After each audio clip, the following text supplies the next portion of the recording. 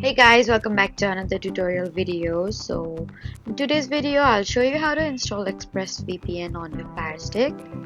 So if you want to use ExpressVPN while streaming, then just follow along. From the Firestick home screen, open Find and then Search. Then type ExpressVPN and select the official ExpressVPN app from the Amazon App Store and click Get or Download.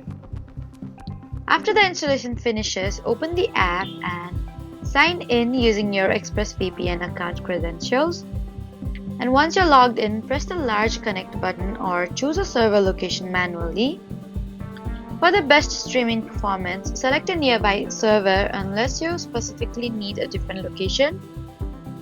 Then after connecting successfully, leave the VPN running in the background and open your streaming apps as normal. You can disconnect or switch servers anytime directly from the ExpressVPN app. So that was how to install ExpressVPN on Firestick. Please don't forget to like, comment and subscribe for more helpful tutorials. Thank you for watching.